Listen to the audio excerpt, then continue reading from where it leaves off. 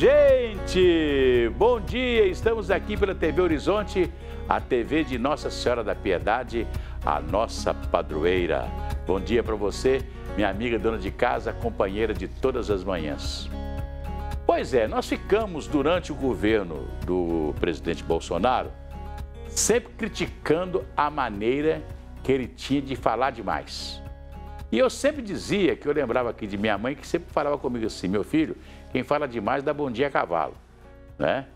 E a gente sabe que o Bolsonaro foi um cara que, se teve alguma coisa boa no seu governo, era a parte econômica que funcionou, com as dificuldades da pandemia, tudo que a gente sabe que nós passamos, etc. Mas ele falava demais, ele era negacionista com respeito às vacinas, aquelas coisas todas que todo mundo conhece, né?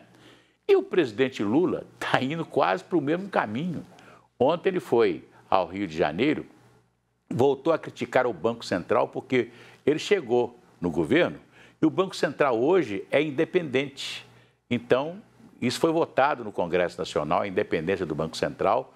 O presidente que está lá hoje, o Roberto Campos Neto, né? Ele foi eleito para ser o novo presidente do Banco Central, já na nova fase de Banco Central Independente, e ele vai vencer, me parece que o mandato dele vence dia 24 ou 25, não é verdade? Então, o presidente Lula não concorda com o Banco Central Independente, né? E está criticando a forma pela qual o Banco Central está, naturalmente, preservando a moeda brasileira, né? Com a taxa de Selic de 13% ao ano e essas coisas todas. Ele não está gostando disso, né? E falou isso, foi por ocasião ontem da posse do presidente do BNDES, o Aloysio Mercadante, lá no Rio de Janeiro, né? Não só ele falou que não tem confiança mais no presidente do Banco Central, né? Olha, o presidente não tem que ter confiança no presidente do Banco Central. O Banco Central é independente, né? É o guardião da moeda brasileira, não é verdade? Então, essas coisas que ele anda falando. E disse uma coisa seguinte, que sobre a respeito dos empréstimos que o BNDES fez no passado para Cuba e para Venezuela, que eles não pagaram porque o Bolsonaro não cobrou. Quem deve tem que pagar, não é verdade? Né? Mas essas coisas que eu acho que não engrandecem, né, a sua administração. E falar demais, né? Vide lá o Bolsonaro, o que aconteceu. Olha, entre setembro de 2019 e agosto de 2020, mais de 100 pessoas por dia foram internadas em hospitais ligados ao SUS com sinais de sintomas compatíveis com alguma enfermidade reumática. Os dados são do Departamento de Informática do Sistema Único de Saúde. Dores e inchaço nas articulações estão entre os sintomas mais comuns do reumatismo. Depois de alguns meses sentindo as mãos e os pés queimando, dificuldades para virar o pescoço e dores nas articulações, a Marlene percebeu que estava com alguma doença. Numa consulta, o diagnóstico que ela recebeu foi de artrite reumatoide e fibromialgia. Cheguei até a parar de trabalhar, né? Estava difícil.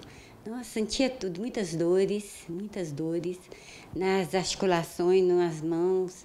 Principalmente o pescoço, endurecia os pescoços. Não, eu fiquei totalmente assim, se eu parasse, ficar sentada, na hora que eu levantava, eu ficava mais travada ainda.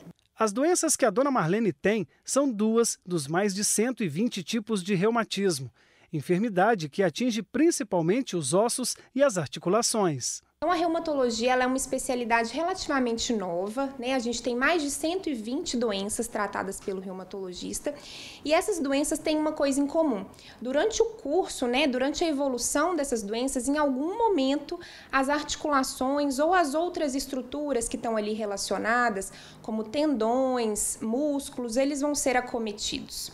E nós temos dois tipos principais de doenças reumáticas. A gente tem o grupo das doenças autoimunes, e aí como exemplos a gente tem o lúpus, artrite reumatoide, espondilite anquilosante, e o grupo das doenças não autoimunes, e aí é um grupo bastante amplo.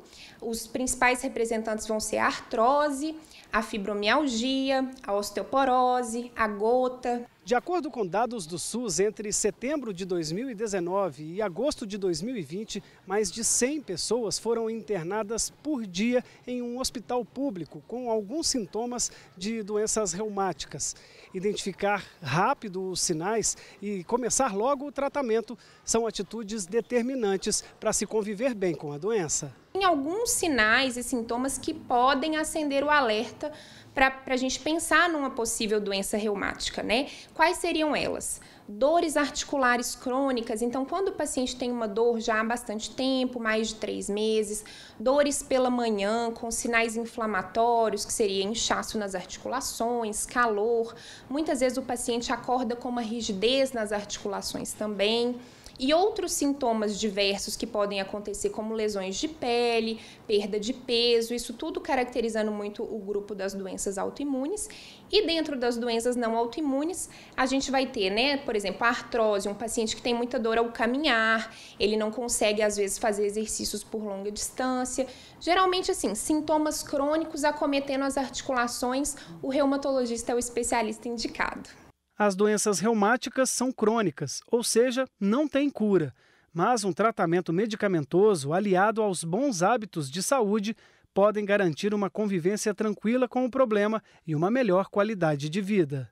Muitas vezes a gente não consegue curar o paciente, mas um diagnóstico precoce, um tratamento rapidamente iniciado, permite que o paciente não desenvolva sequelas e tenha uma melhora da qualidade de vida. Então, ele consegue viver bem, mantendo o seu tratamento de forma regular. Pois é.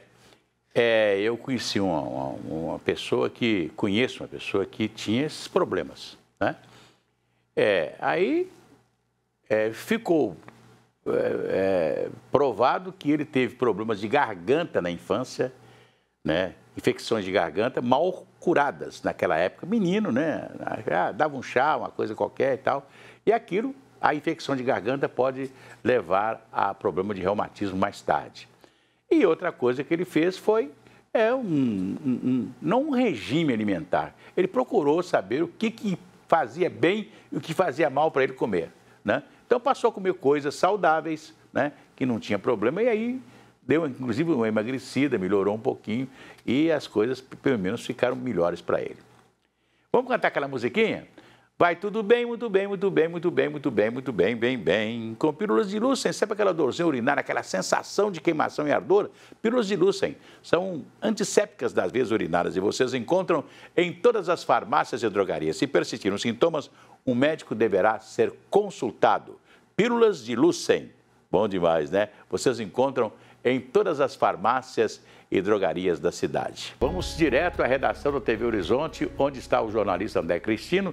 Ele que traz para a gente os destaques do Horizonte Notícia, que começa daqui a pouco, 12h30. O que teremos hoje no jornal, André? Bom dia. Bom dia, Cir. Tudo bem? Bom dia a todos. Tudo jóia, Cir. Olha só, nós vamos trazer uma matéria mostrando que o 13º foi muito bem utilizado pela população de Belo Horizonte. A CDL de BH fez um levantamento que apontou que, em dezembro, a taxa de inadimplência na capital era 42% menor do que em dezembro de 2021. Sei. Então o pessoal utilizou o 13º para pagar as dívidas que tinham, que é muito bom, né, Aço? É verdade. Irrigou mais a economia da cidade, né? Com certeza. Vamos trazer também atualizações aí sobre o acidente no anel rodoviário, né? 2 pessoas morreram, o acidente aconteceu de madrugada e parou os 2 sentidos do anel rodoviário. E tem também as inscrições abertas para PUC Minas. As pessoas podem se inscrever nos cursos para o 2º semestre e o processo seletivo pode ser pela nota do Enem ou por uma redação online. Na inscrição e as informações estão lá disponíveis no site pucminas.br/processo seletivo. pucminas.br/processo seletivo, é só entrar lá e ver a quantidade de cursos que estão sendo ofertados pela PUC Minas e como você pode concorrer a um desses cursos. E está aberta também a inscrição para os estudantes da rede privada, da rede pública de educação na capital, que buscam o meio passe no transporte público. Os detalhes a gente traz daqui a pouquinho, 12h30 no Horizonte Notícia. Pois é, André, você falou aí do anel rodoviário, dos acidentes de hoje, né? A perda de 2 vidas, né? O anel rodoviário é uma coisa difícil, né? Porque todos os dias nós temos problema no anel rodoviário. E eu acho que falta também um pouco de policiamento no anel rodoviário. A polícia só chega quando acontece o acidente. E lembrar que o anel rodoviário antes era 262, que saía de Betim, passava pela cidade industrial, né? E ia para João Molevade, etc. Depois virou 381. E ele foi reformado na década de 70 para 80 pelo então ministro dos Transportes, Eliseu Rezende, que falou assim, é uma reforma definitiva, vai virar o anel rodoviário. E já estamos precisando de outra reforma, né? Infelizmente. Né? E as pessoas têm que mudar a cabeça também, né? As pessoas andam no anel como se fosse no centro da cidade. O anel é uma rodovia. É uma rodovia. Então a forma de condução tem que ser diferente também. É verdade. E precisa de mais policiamento. Então, até lá. Até mais. Um abraço. Pois é, gente. É isso aí. Vamos cantar aquela musiquinha?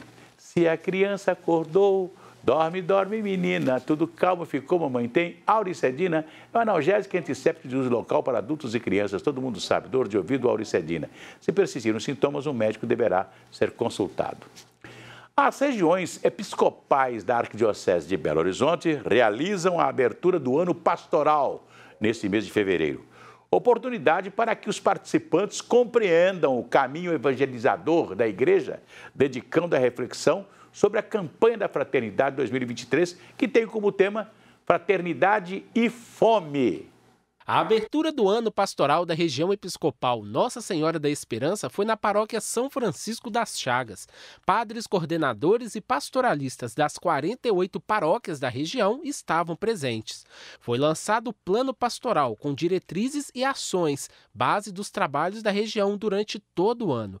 O tema da campanha da fraternidade, que neste ano é Fraternidade e Fome, será destaque. Primeiramente, a gente vai ter um seminário de formativo no próximo dia 25 de fevereiro, onde a gente vai buscar, junto com as comissões para a campanha da fraternidade de cada paróquia da região episcopal, estudar e motivar ações concretas junto às comunidades. Depois a gente tem um leque grande de atividades durante todo o ano para que a gente possa trabalhar esse tema, tanto no aspecto formativo, como também de iniciativas em busca de políticas públicas. Todo o plano pastoral da região está em sintonia com o projeto de evangelização Proclamar a Palavra.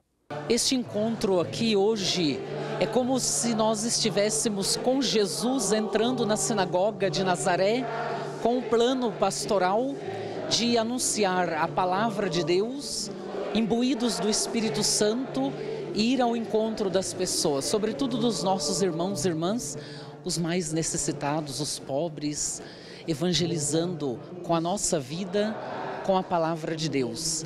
Todas as regiões episcopais realizam um encontro de abertura do ano pastoral ao longo do mês de fevereiro. Na região episcopal Nossa Senhora da Boa Viagem, o encontro contou com uma missa no Santuário Arquidiocesano da Santíssima Eucaristia. No próximo dia 25, vai ser a vez da região episcopal Nossa Senhora da Conceição, que irá realizar o encontro na Catedral Cristo Rei.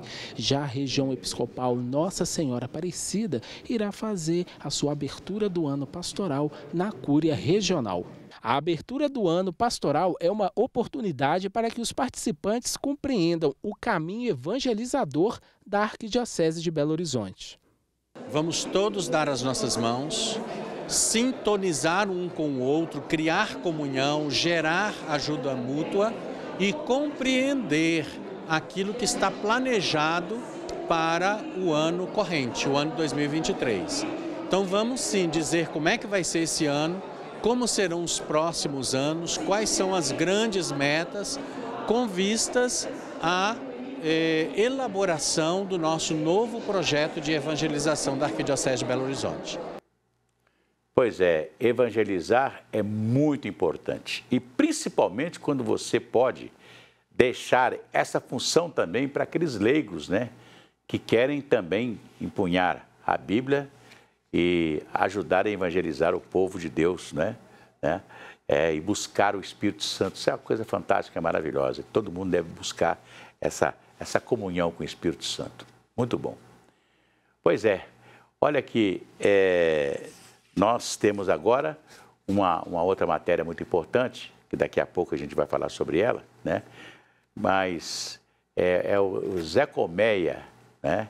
E o ursinho, né? São ursos.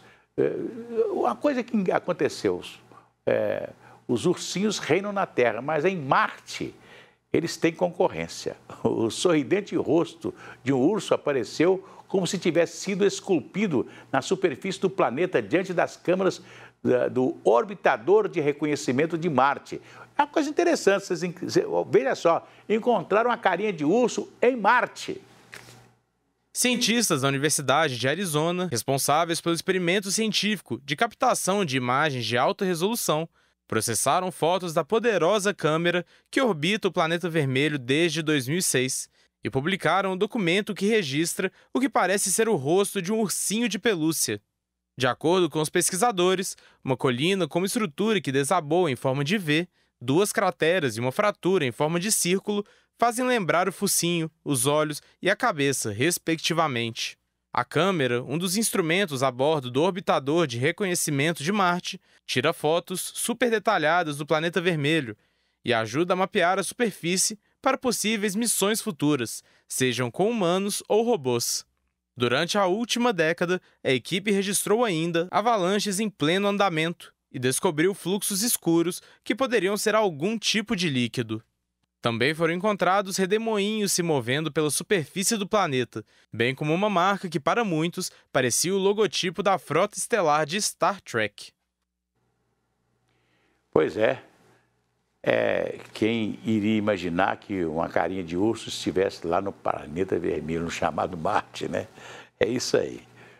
Pois é, minha gente, hoje nós tivemos um dia muito difícil na cidade por causa do trânsito, né? O nosso jornal de meio-dia e meio vai falar muito do problema do anel rodoviário, né? Mas nós tivemos em toda a cidade hoje, né?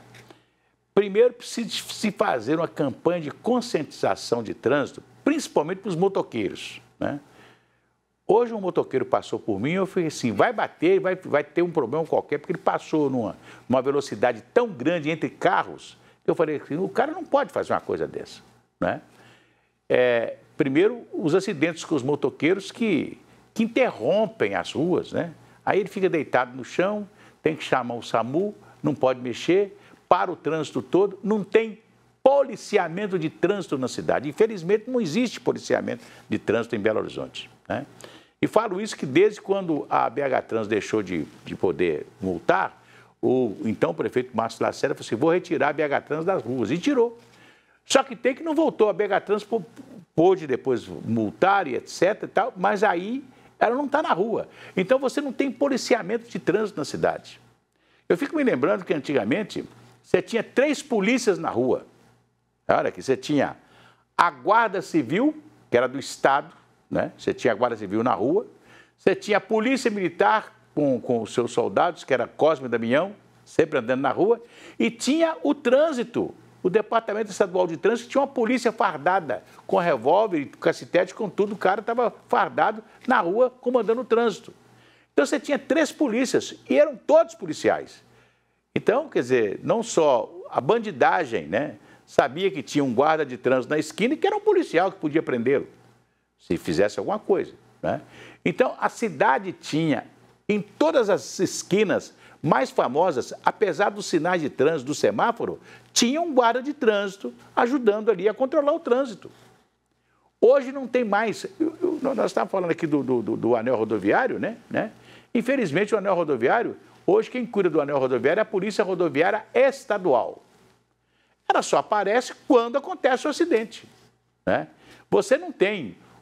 Tiraram os radares do anel rodoviário. Você tinha um radar de 60, de 80, né? Todos os radares foram retirados do anel rodoviário. Então, por isso, nós temos, todos os dias, nós temos problemas no anel rodoviário.